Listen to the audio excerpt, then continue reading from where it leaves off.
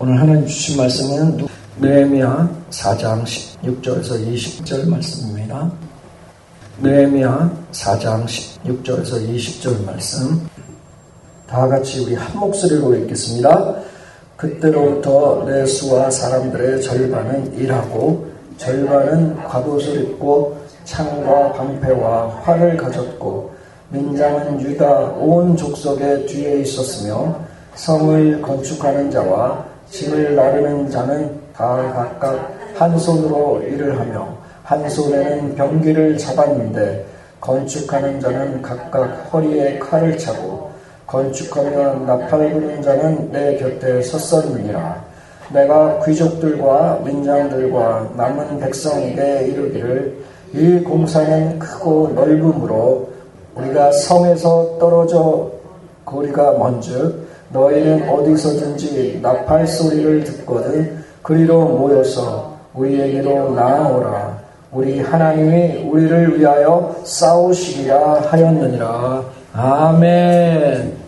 할렐루야. 아멘. 오늘도 주님 앞에 나온 우리 모두에게 하나님의 크신 은혜가 임하기를 간절히 기도합니다.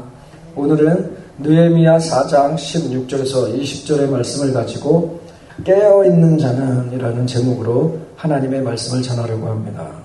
오늘도 말씀을 듣는 가운데 우리 각자 한 사람 한 사람에게 들려주시는 하나님의 음성이 들려지기를 간절히 기도합니다. 또한 오늘 집회를 통하여 성령 하나님께서 주시는 그 기름 부으심과 마음의 치유와 회복이 저와 우리 모두에게 임하게 되기를 예수 그리스도의 이름으로 축복합니다. 오늘이 벌써 9월달 특별 저녁 기도 집회 4번째 시간입니다. 이제 하루를 남겨놓고 있습니다. 그래서 그런지 어제는 기도의 그 열기가 참 너무 뜨거웠던 것 같습니다. 오늘은 더욱더 활활 타오르는 그 기도의 현장이 될 줄로 믿습니다. 오늘 본문은 느헤미야 선지자가 무너졌던 예루살렘 성벽을 다시 재건하는 내용을 말씀하고 있습니다. 이 당시 예루살렘 성벽은 단순한 돌담이 아니었습니다. 당시 성벽은 도시의 그 안전과 생존을 지키는 그런 방패였습니다.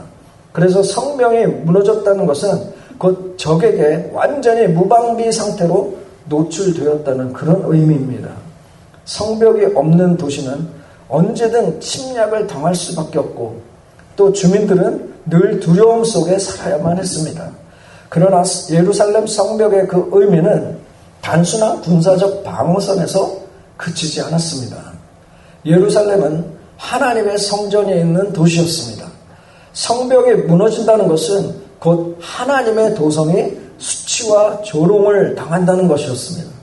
그래서 느헤미야 1장에서 성벽이 무너지고 성문이 불탔다는 그 소식을 듣자마자 느헤미야가 밤낮으로 울며 금식하며 기도하였습니다.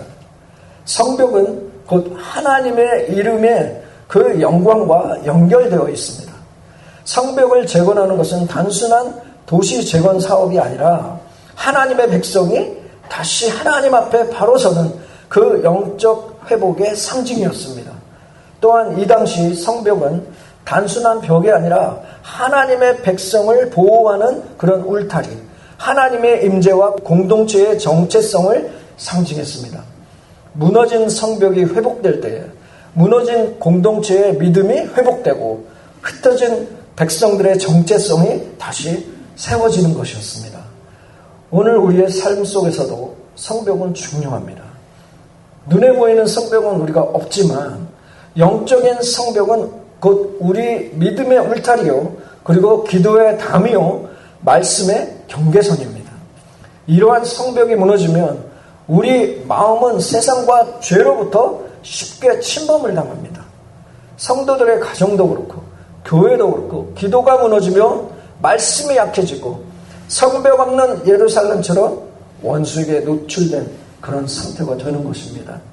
그러므로 성벽 재건은 곧 신앙의 회복 그리고 예배의 회복 공동체의 회복을 의미합니다. 느헤미야 시대 때 성벽이 다시 세워지는 것은 단순히 도시가 안전해졌다는 그런 뜻을 말하는 것이 아닙니다. 하나님의 백성이 다시 하나님의 울타리 안에 모였다라는 선언입니다. 따라서 느헤미야가 이 성벽을 재건함에 있어서 우리들에게 이렇게 말씀하는 것입니다. 깨어있는 자는 무너진 성벽을 방치하지 않는다. 반드시 다시 세운다. 그리고 그것은 영적 전쟁이며 하나님의 영광을 위한 그 사명이다 라는 것입니다.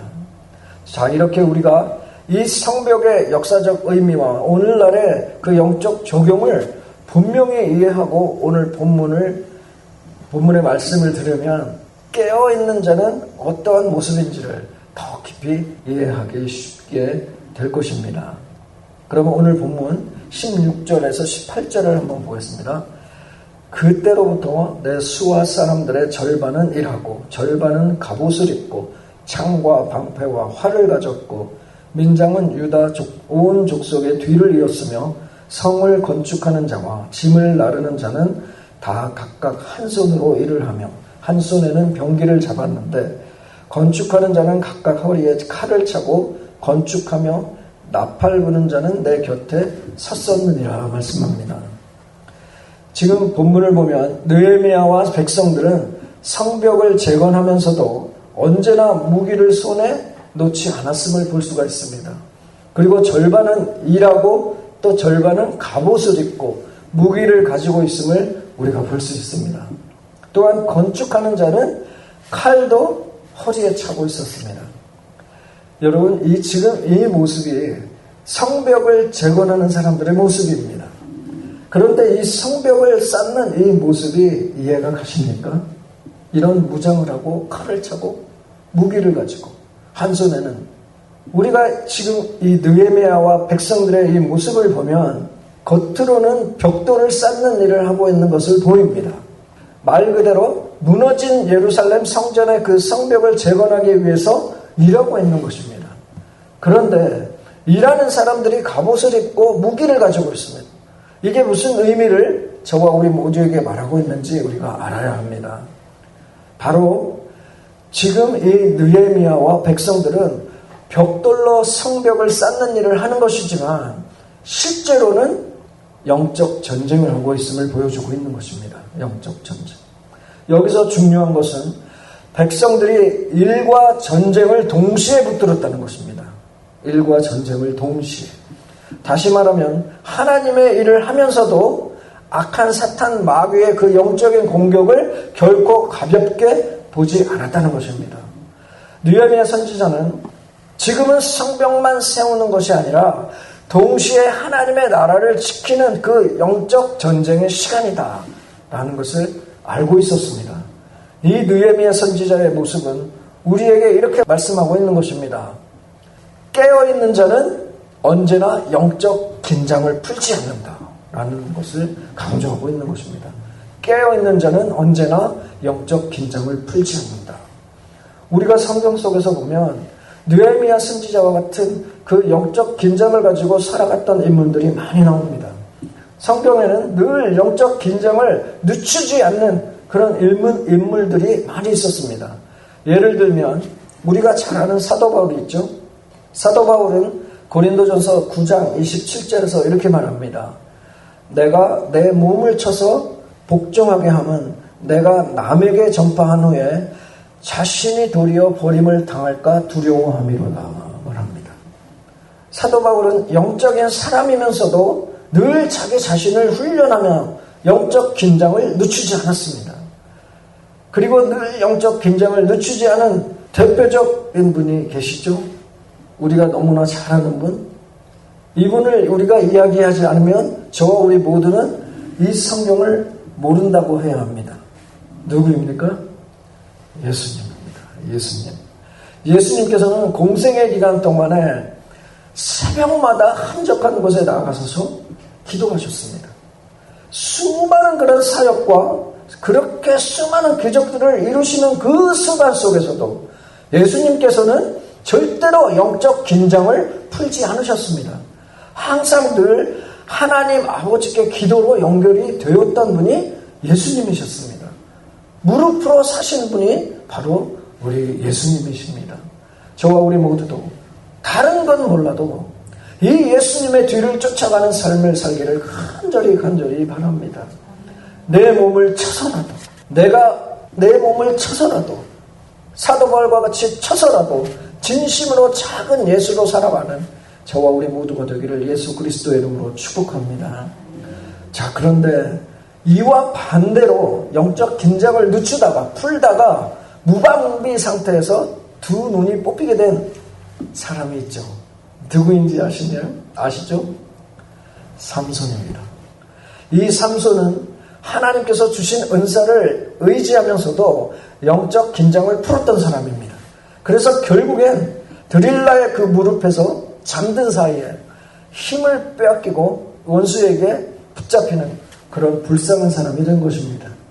삼손은 자기 자신의 능력과 힘을 믿고 영적 긴장을 풀고 있다가 그 결과로 무너져 버린 것입니다. 사랑하는 성도 여러분, 저와 우리 모두는 현실에서 영적 긴장을 놓치면 언제든지 영적 시험에 넘어질 수밖에 없습니다. 우리가 가정에서 부모가 기도의 무기를 내려놓았을 때 자녀들은 세상의 가치관에 쉽게 휩쓸립니다. 빠져버립니다. 매번 말씀을 드리지만 자녀 교육의 문제, 부부 갈등의 문제는 단순한 생활 문제가 아니라 영적 전쟁의 현장입니다. 가정이 편하고 안전하고 그렇지만 그럴 때일수록 더 영적 긴장감을 놓치면 안 됩니다. 직장이나 사업터에서는 정직을 지킬 것인지 편법으로 이익을 취할 것인지 눈앞의 유혹 앞에서 기도하지 않고 영적 긴장을 놓치면 반드시 타협하게 되어 있습니다. 교회에서도 우리가 섬김과 사역을 하다가도 우리의 마음을 지키지 못하면 시험에 빠집니다. 영적 긴장을 늦추면 시험에 빠집니다. 나는 이 정도까지 했으니 이제 됐어. 괜찮아. 라는 그 안일함이 교만함으로 이어져서 작은 불평이 한 공동체를 흔들리게 됩니다. 나 개인은 어쩌습니까? 나 자신은 이 스마트폰이나 인터넷이나 또 모든 인간 관계 속에서 끊임없는 그 유혹이 찾아옵니다.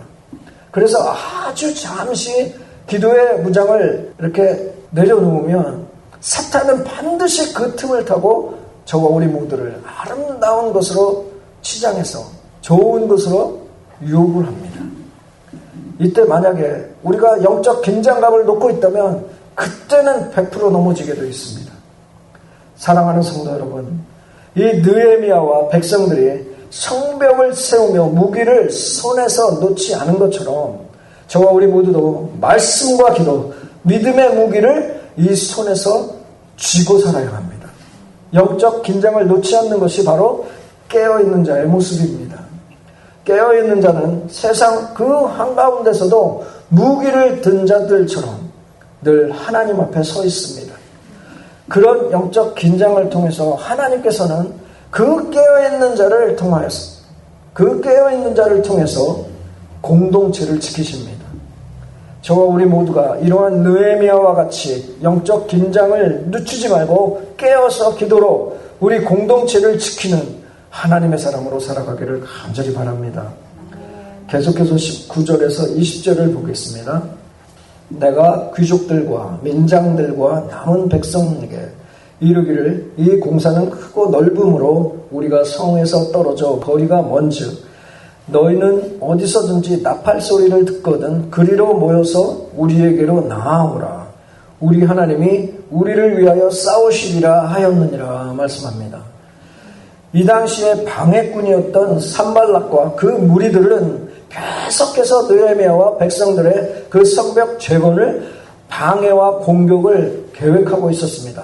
그래서 느헤미야 선지자는 그런 그들로 인해서 두려움에 빠졌던 그 백성들을 향해서 우리가 14절 중반절에 보면 이러한 말씀이 있습니다. 14절 중반절에 보면 너희는 그들을 두려워하지 말고 지극히 크시고 두려우신 주를 기억하고만 합니다. 그리고 방금 읽었던 우리 본문 19절 20절에서도 선포했습니다. 이 공사는 크고 넓음으로 너희는 어디서든지 나팔 소리를 듣거든 그리로 모여서 우리에게로 나아오라. 우리 하나님이 우리를 위하여 싸우시리라 선포합니다. 백성들은 현실을 보고 있었습니다. 자신들 앞에 다가온 현실을 보고 있었습니다.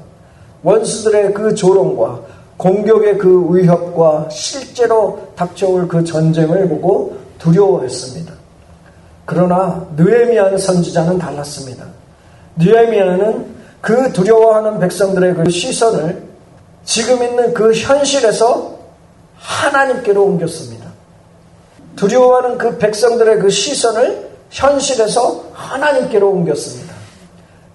여러분, 적을 생각하고 바라보지 마시기 바랍니다. 하나님을 바라보십시오. 우리의 자신의 그 연약한 그 힘을 바라보지 말고 하나님의 능력을 바라보십시오. 라고 외쳤던 것입니다. 사랑하는 성도 여러분, 이것이 깨어있는 자의 역할입니다. 이것이 깨어있는 자의 역할입니다. 저와 우리 모두의 역할입니다. 저와 우리 모두가 해야 할 역할입니다. 모세가 애굽에서 종살이를 했던 그 이스라엘 백성들을 이끌고 나왔을 때 그들의 앞에는 더 이상 앞으로 나갈 수 없는 그런 상황을 맞이했습니다. 뒤에서는 바로의 군대가 쫓아오고 있었습니다. 이제라도 막 우리와 얼마 남지 않은 그런 거리로 쫓겨오고 있었습니다. 그런데 바로 앞에는 차마 우리가 건너갈 수 없는 그 홍해가 길을 딱 막고 있었습니다. 그런데 모세는 그 홍해 앞에서 원망하는 이스라엘 백성들에게 이렇게 외쳤습니다. 출애굽기 14장 13절에 말씀합니다. 모세가 백성에게 이르되 너희는 두려워하지 말고 가만히 서서 여호와께서 오늘 너희를 위하여 행하시는 구원을 보라. 너희가 오늘 본 애굽 사람을 영원히 다시 보지 아니하리라 말씀합니다. 아멘. 그 모세가 그렇게 자신감 있게 말한 결과가 어떻습니까? 하나님께서는 홍해를 반으로 갈라서 놓았습니다. 다윗은 어떻습니까? 다윗은 골리앗 앞에서 이스라엘 군대가 모두 두려워할 때에 이렇게 선포를 합니다. 사무엘상 17장 47절에 말씀합니다.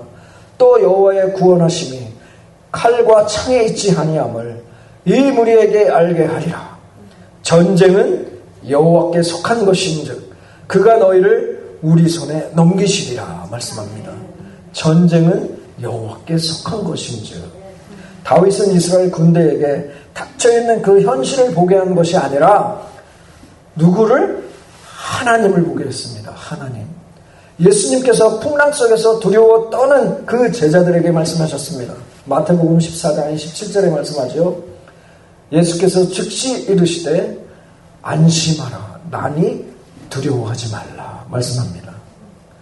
풍랑 속에서 두려워하는 그 떠는 제자들의 그 눈을 출렁이는 그 파도에서 어디로? 예수님께로 돌려놓으신 것입니다. 이 모든 말씀의 공통점이 무엇인지 캐치하셨습니까? 아시겠습니까? 깨어있는 자는 늘 사람들의 시선을 하나님께로 돌려놓는다는 것입니다. 깨어있는 자들은 늘 사람들의 그 시선을 잡아서 하나님께로 돌린다는 것입니다. 오늘날 저와 우리 모두의 현실 속에서도 두려움과 어려움을 주는 여러 가지 상황들이 많이 있습니다. 경제적인 어려움이 있습니다. 장래가 불안해 보이고 현실이 무너질 것처럼 느껴질 때가 많이 있습니다. 일터나 직장에서는 어떤 사람과의 관계가 너무 힘들어지는 때가 있고 여러 가지 일들 속에서 좌절과 낙담하고 화가 날 때고 짜증날 때가 있습니다. 건강 문제로 의사의 진단 앞에서 마음이 두려움에 휩싸일 수도 있습니다. 가정에서의 그 부모의 문제, 부부 사이의 문제, 자녀들의 문제에 있어서도 그렇죠. 특히 세상의 그 유혹과 가치관 속에서 자녀들이 흔들리는 그 모습을 볼 때면 우리 부모의 마음은 무너질 때가 많이 있습니다. 눈물이 마를 날이 없습니다. 그 자녀를 보고 있으면. 그 믿음 없이 흔들리는 내 사랑하는 그 자녀를 보면, 그 불쌍한 내 아이를 보면 마음이 무너집니다. 교회에서는 외부의 공격과 내부의 갈등 앞에서 성도들은 쉽게 두려움을 빠지고 또 어려워합니다. 바로 이럴 때에 깨어있는 자가 해야 할 일이 무엇입니까? 그 공동체의 눈을, 그 가족의 눈을, 그 이웃의 눈을 다 잡아서 하나님께로 돌려놓는 것입니다. 이 문제보다 크신 하나님을 바라보십시오. 우리의 싸움은 우리가 하는 것이 아니라 하나님께서 하십니다. 하나님께서 우리를 위하여 싸우십니다. 선포하는 것입니다. 사랑하는 성도 여러분, 느헤미야는 두려움 속에 있던 그 백성들의 시선을 바꾸어 주었습니다. 이것이 깨어있는 자의 모습입니다. 공동체가 낙심하고 무너질 때 깨어있는 자는 다시 하나님을 바라보게 만드는 사람입니다. 깨어있는 자는 공동체의 그 눈을 현실이 아닌 하나님께로 향하게 합니다. 그리고 믿음의 시선을 통해서 하나님께서는 그 공동체를 승리의 기쁨으로 이끌어 주십니다. 믿으십니까? 이렇게 지금 눈에 보이는 그 현실을 바라보게 하는 것이 아니라 그 배후에 계신 전능하신 하나님을 바라보게 하는 깨어있는 자들이 저와 우리 모두가 되기를 예수 그리스도의 이름으로 축복합니다. 사랑하는 성도 여러분, 오늘 우리가 느헤미야 본문을 통해서 확인한 것은 분명합니다. 깨어있는 자는 결코 혼자가 아니라는 사실입니다. 영적으로 깨어있는 자는 언제나 하나님과 긴밀한 관계 속에 살아갑니다. 깨어있는 자는 하나님을 기억하는 사람입니다. 느헤미야는 그 백성에게 말했습니다. 그들을 두려워하지 말고 크고 두려우신 주를 기억하라. 현실의 두려움보다 하나님을 더 크게 기억하는 것이 깨어있는 삶입니다. 깨어있는 자의 그 시선은 늘 하나님께 향해 있습니다. 깨어있는 자는 늘 하나님과 대화하는 사람입니다. 느헤미야 선지자는 이 4장 전체를 보면 곳곳에서 모든 상황마다 하나님께 기도하며 나아갔습니다. 4절과 5절에 보면, 그리고 9절에 보면 계속 방해자가 있을 때마다 그때마다 기도하는 시간을 가졌습니다. 방해를 받을 때마다, 두려움이 찾아올 때마다 그는 사람을 의지하지 않고 하나님께로 무릎 꿇고 기도하며 나갔습니다. 깨어있는 자는 영적 긴장을 유지하는 그 기도를 통해서 하나님과 연결된 삶을 살아갑니다. 깨어있는 자는 항상 하나님을 바라봅니다. 현실 속에 무너질 수 있는 그 순간마다 하나님께 시선을 고정합니다. 깨어있는 자는 현실의 두려움이 아니라 하나님께 포커스하는 집중합니다. 집중합니다. 깨어있는 자는 자신이 싸우는 것이 아니라 하나님이 싸우신다는 그 사실을 알고 믿는 자입니다. 그래서 현실을 보고 흔들리지 않고 하나님을 바라보며 담대히 나아갈 수 있는 것입니다. 그러므로 오늘 우리에게 필요한 것은 단순히 나의 열심, 나의 결심이 아니라 하나님과의 관계 안에서 깨어있는 삶입니다. 하나님을 잊지 않고 하나님께 늘 기도하고 하나님이 싸우심을 믿는 것입니다. 바로 모든 것이 다 여호와 하나님께 집중해 있다는 것입니다. 이것이 깨어있는 자와 하나님과의 관계입니다. 사랑하는 성도 여러분, 느헤미야의 모습은 깨어있는 자와 하나님과의 그 관계를 너무나 잘 보여주고 있는 것입니다. 깨어있는 자는 항상 하나님과 연결된 사람입니다. 그리고 그런 자와 하나님께서는 반드시 함께 하시며 그의 삶과 공동체를 지켜내시는 줄로 믿으시기 바랍니다. 이러한 깨어있는 사람으로서 저와 우리 모두가 되어지기를 우리 구주 예수 그리스도의 이름으로 축복합니다. 오늘 우리가 기도하려면 이제 나갈 텐데 우리 마음 가운데 이 기도를 먼저 드리고 나아가면 좋겠습니다. 내 삶의 초점이 문제가 아니라 하나님께 맞춰지게 하여 주옵소서. 영적 긴장을 풀지 않고 무기를 든 채 말씀과 기도로서 서게 하여 주옵소서. 우리 교회를 지키는 그 공동체의 눈을 하나님께로 향하게 도와 주옵소서. 우리 하나님이 우리를 위하여 싸우시리라 라는 이 믿음으로 아버지, 제가 공동체를 위해서 기도하며 나아가게 도와 주옵소서. 이 기도를 우리가 먼저 하고 나아가면 좋겠습니다.